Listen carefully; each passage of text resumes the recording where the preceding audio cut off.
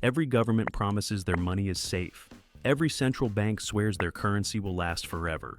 And every single time, history proves them catastrophically wrong. Right now, as you watch this video, the hidden data they don't want you to see tells the real story. The U.S. national debt, $38.4 trillion. Daily deficit spending, $4.9 billion. But here's what they're not telling you. 134 countries are secretly developing digital currencies to replace the dollar. The Federal Reserve has printed 25% more money since 2020, and China just made their largest gold purchase in history, 225 tons in the last quarter alone. What happened to Rome, Weimar Germany, and Zimbabwe is happening to America. The only question is whether you'll be prepared when it hits, or whether you'll join the millions who wake up to find their life savings worthless. The $315 trillion debt bomb they're hiding. Here's the number they never mention on the news. $315 trillion. That's the total global debt as of 2024. To put that in perspective, that's 4 times the entire world's GDP. Every man, woman, and child on Earth owes $40,000 they don't even know about. But here's what should terrify you. This isn't sustainable. The Bank for International Settlements, the central bank of central banks, quietly released a report showing that 60% of low-income countries are already in debt distress. Translation: they can't pay their bills. The pattern is always the same. Stage 1. Governments spend beyond their means. Stage 2. They print money to cover the gap. Stage 3. Inflation starts slowly, then accelerates. Stage 4. Trust breaks. Stage 5. Currency dies. We're currently in stage 4. And the people orchestrating this collapse, they have names, faces, and addresses. The BlackRock Federal Reserve Conspiracy. Let me tell you about the most powerful partnership you've never heard of. BlackRock manages $10.6 trillion in assets, more than the GDP of every country except the United States and China. But here's what they don't want you to know. BlackRock doesn't just manage money, they control it. During the 2020 crisis, the Federal Reserve hired BlackRock to manage their bond buying programs. Think about that. The Fed, which creates money out of thin air, hired the world's largest asset manager to decide where that money goes. It's the ultimate insider deal, and you're paying for it. The numbers don't lie. BlackRock owns shares in 96% of S&P 500 companies. They control $2.7 trillion in index funds alone. Their Aladdin system processes $21.6 trillion in trades annually. That's 7% of all global financial assets. When BlackRock's CEO Larry Fink speaks, markets move. When he says climate change, oil stocks crash. When he says digital assets, Bitcoin soars. This isn't investing, it's market manipulation on a global scale.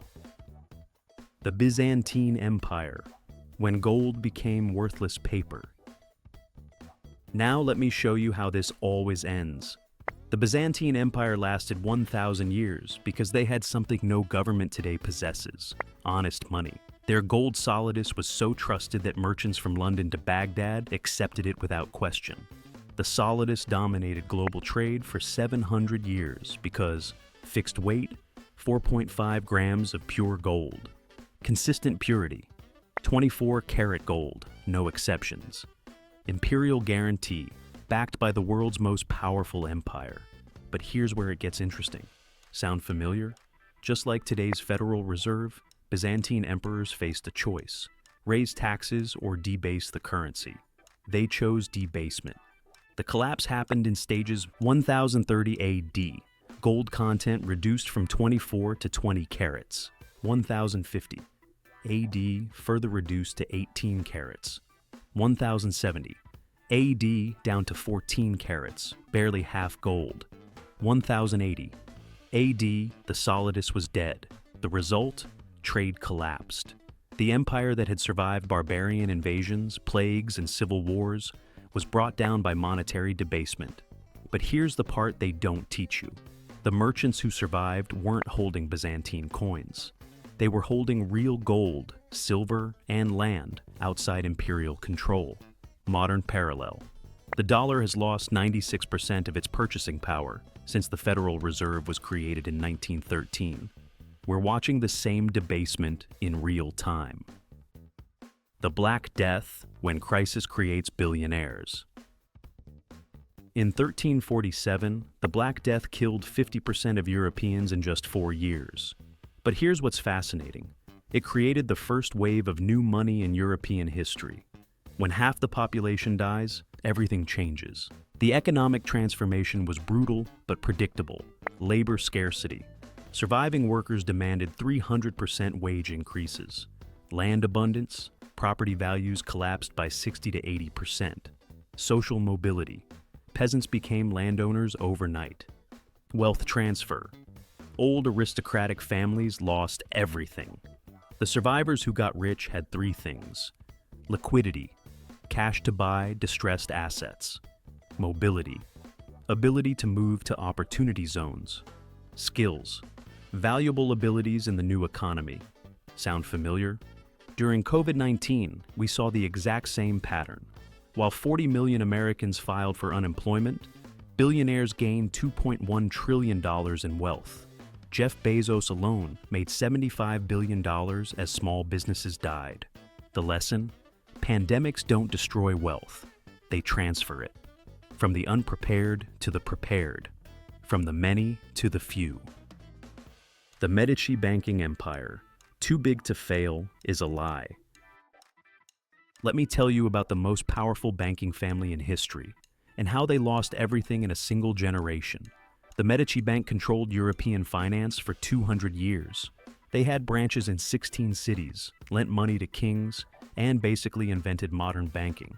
At their peak, the Medici controlled 33% of all European banking assets, trade routes across 3 continents, the finances of the Catholic Church, multiple royal treasuries. They were literally too big to fail until they failed. The collapse came from 3 factors. Over-leveraging. They lent 80% of their capital to just 5 borrowers. Political risk. Kings defaulted when it was convenient. Succession failure. The next generation didn't understand risk. By 1494, the Medici Bank was dead. 200 years of dominance, gone. But here's what's terrifying. Today's banks are making the exact same mistakes. Modern parallels. J.P. Morgan Chase, $3.7 trillion in assets, heavily exposed to government debt. Bank of America, $2.4 trillion in assets, $1.9 trillion in deposits not covered by FDIC. Wells Fargo, still paying fines for fraud committed a decade ago. The pattern is identical. Concentration of power, political lending, and the illusion of safety. When these banks fail, and they will, your deposits go with them. The Confederate dollar, when America's money died. Here's the story they don't teach in school. America has already experienced total currency collapse. During the Civil War, the Confederate States printed money with abandon to fund their war effort. The Confederate currency collapse happened in stages 1861. 1 Confederate dollar equals 1 Union dollar. 1863, 20 Confederate dollars equals 1 Union dollar. 1864, 50 Confederate dollars equals 1 Union dollar.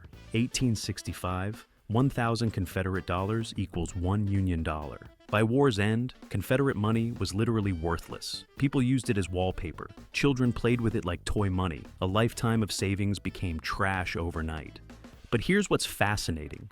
Some people got incredibly rich during this collapse. They understood that in hyperinflation, debt becomes worthless and real assets become priceless. The winners bought land, farms, and plantations at 90% discounts. Gold, while others held paper promises. Productive assets, mills, factories, livestock. Foreign currency, Union dollars, and British pounds. Modern lesson. The U.S. government is printing money faster than the Confederacy ever did. M2 money supply increased 25% since 2020. We're watching the same pattern unfold in slow motion. The assignat disaster, when patriotism becomes poverty. Revolutionary France created the most patriotic currency in history and destroyed their economy in the process. The assignats were backed by confiscated church lands and marketed as investments in the new republic. The French government's promises, backed by the full faith of the republic, secured by millions of acres of prime farmland. Your patriotic duty to support the revolution. More assignats means more prosperity for all. The reality was catastrophic. 1,790, 400 million assignats in circulation. 1,792, 1.2 billion assignats in circulation. 1,795, 8 billion assignats in circulation. 1,796, 45 billion assignats in circulation. A loaf of bread went from 2 sous to 225 sous in 5 years. That's 11,000% inflation. Farmers refused to sell food for paper. Cities starved. The revolution devoured itself. But here's who got rich. The people who traded assignats for real assets: land, gold, foreign currency, productive businesses. They understood that government promises are only worth what others will accept. Modern parallel. Every government today is making the same promises. Quantitative easing will create prosperity. Digital currencies will improve efficiency. Trust us with your money. History's verdict. Government promises always fail. Real assets always survive. The Weimar hyperinflation. The $4.2 trillion lesson. Let me give you the most important number in monetary history. 4.2 trillion. That's how many German marks it took to buy $1 in November 1923. 5 years earlier, it was 4 marks to the dollar. The Weimar government's justification for printing: we must pay war reparations. Printing money will stimulate the economy. Inflation helps debtors and hurts creditors. We have no choice but to print. The progression was predictable. 1919, mild inflation. People barely noticed. 1921, prices doubling annually, still manageable. 1922, monthly price increases, concern growing.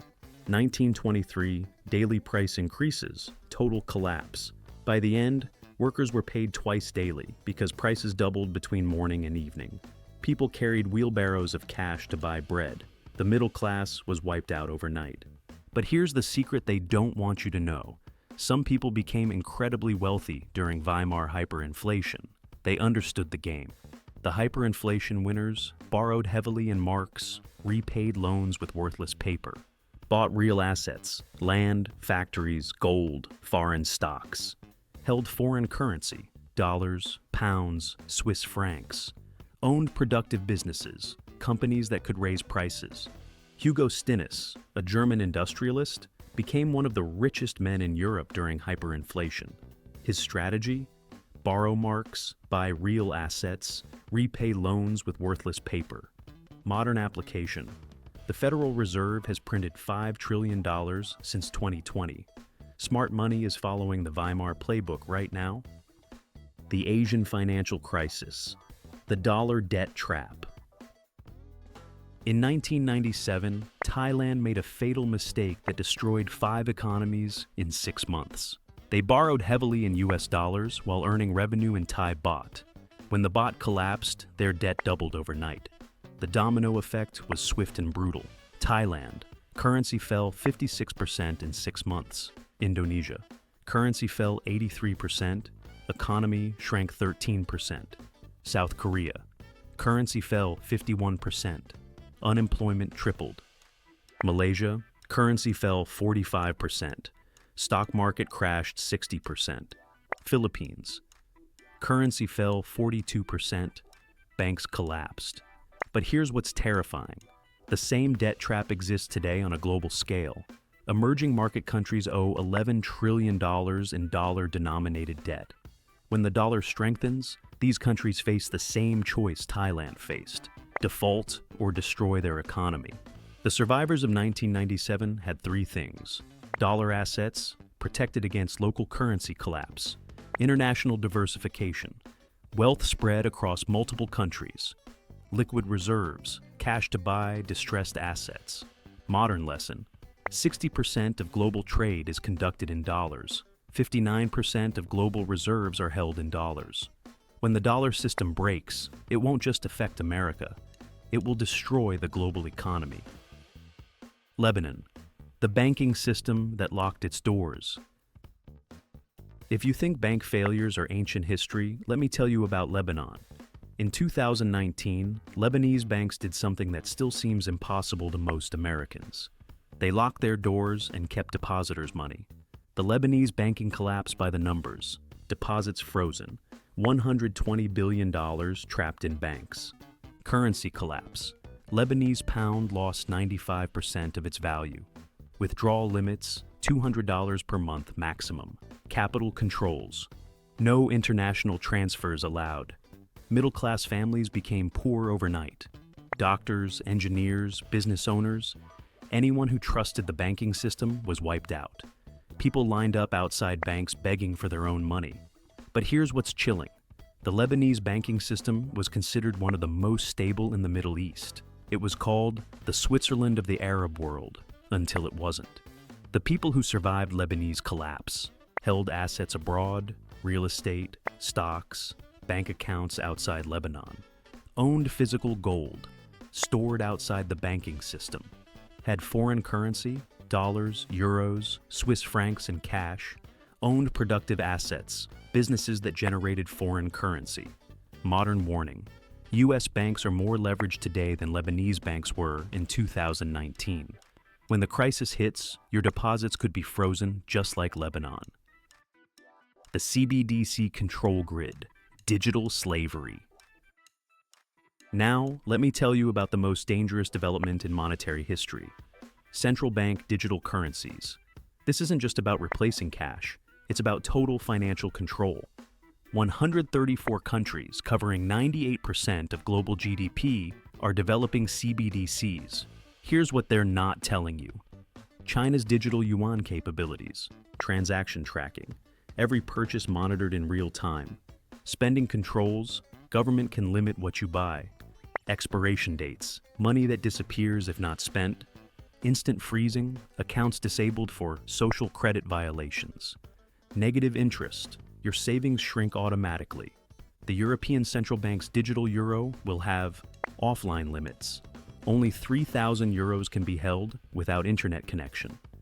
Privacy restrictions, all transactions above 1,000 euros reported to authorities. Programmable money, funds that can only be spent on approved items. Geographic limits, money that stops working outside designated areas. The Federal Reserve's FedNow system is the foundation for America's CBDC. They're calling it instant payments, but it's really instant surveillance. When CBDCs launch, they can freeze your account for political dissent, limit your spending on unapproved items, track every purchase you make your money expire if you don't spend it, implement negative interest rates, control where and when you can spend. This makes physical assets more critical than ever.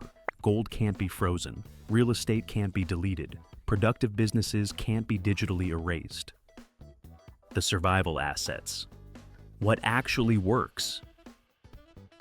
Based on every currency collapse in history, here's what actually protects wealth when money dies. Tier 1, physical precious metals. Gold has survived every currency collapse for 5,000 years. Byzantine collapse. Gold holders preserved wealth. Weimar hyperinflation. Gold maintained purchasing power. Lebanese crisis. Gold provided liquidity when banks closed. Current trend. Central banks bought 1,136 tons in 2022 alone. Silver offers additional advantages. Lower entry point, more accessible for average investors. Industrial demand, used in electronics, solar panels, medical equipment. Higher volatility, potential for greater gains during monetary crisis. Storage considerations. Physical possession, 25 to 30% held personally. Secure storage, 70 to 75% in allocated segregated vaults. Geographic diversification, storage in multiple countries. Tier 2, real estate and land. Property has survived every collapse because tangible asset can't be printed or digitized. Income generation, rent provides cash flow. Inflation hedge, values rise with currency debasement. Tax advantages, depreciation, 1031 exchanges. Best real estate investments during currency collapse. Farmland, food production becomes critical. Rental properties, people always need shelter. Commercial real estate, businesses need space. International property, diversification across currencies. Tier 3. Productive businesses. Companies that thrive during currency collapse. Essential services, food, energy, healthcare, utilities. Pricing power, ability to raise prices with inflation. Hard assets, factories, equipment, inventory. International revenue, earnings in multiple currencies. Specific sectors that outperform energy companies, oil, gas, renewable energy. Mining companies, gold, silver, copper, lithium. Agricultural businesses, food production and distribution. Infrastructure, utilities, transportation, communications. Tier 4. International diversification. Geographic diversification protects against single country risk, government confiscation, capital controls. Currency risk, local currency collapse, political risk, war, revolution, social unrest. Economic risk, recession, depression, hyperinflation. Best international strategies. Foreign bank accounts, multiple currencies, multiple countries. International real estate, property in stable jurisdictions. Foreign stocks, companies with global operations. Offshore precious metals, storage outside home country. Tier 5. Skills and knowledge. The ultimate protection is what you can do. Technical skills, engineering, medicine, technology. Trade skills, plumbing, electrical, construction. Agricultural skills, farming, food preservation. Business skills, sales, marketing, management. During every collapse, people with valuable skills not only survive, they prosper. The BlackRock Vanguard duopoly. Who really owns everything? Here's a number that should terrify you.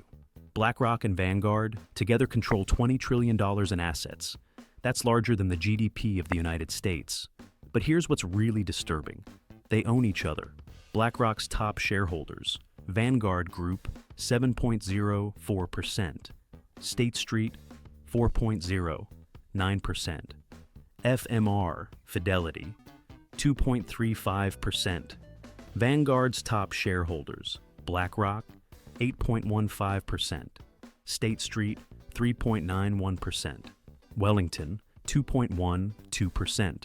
It's a circular ownership structure that concentrates power in the hands of a few individuals. Larry Fink, BlackRock, and Mortimer Buckley, Vanguard, effectively control $20 trillion in global assets.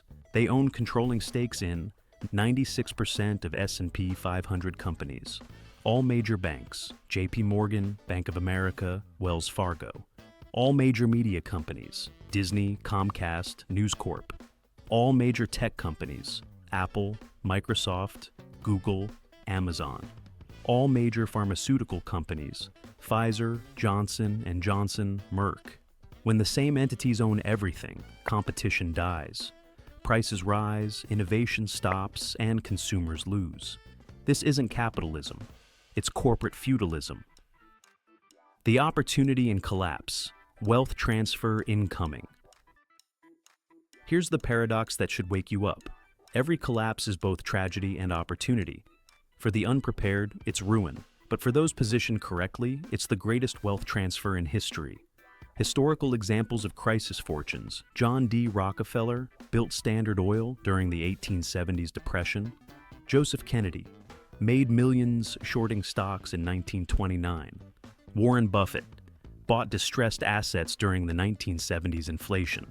Carl Econ acquired companies during the 1980s recession. The pattern is always the same. Crisis hits, asset prices collapse, panic selling. Forced liquidation creates opportunities. Smart money buys. Those with liquidity acquire assets at discounts. Recovery begins. Early buyers capture massive gains. Current opportunity indicators. Commercial real estate, down 40% from 2021 peaks. Regional banks, trading at 50% discounts to book value. Commodities, oil, gas, metals at multi-year lows. International markets, emerging market stocks at 20-year lows.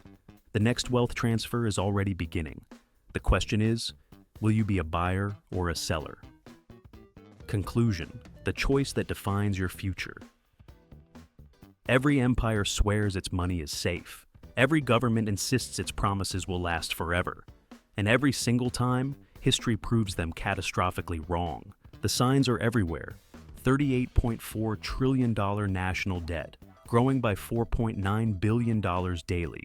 134 countries developing CBDCs for total financial control. Central banks buying gold at the fastest pace in 50 years.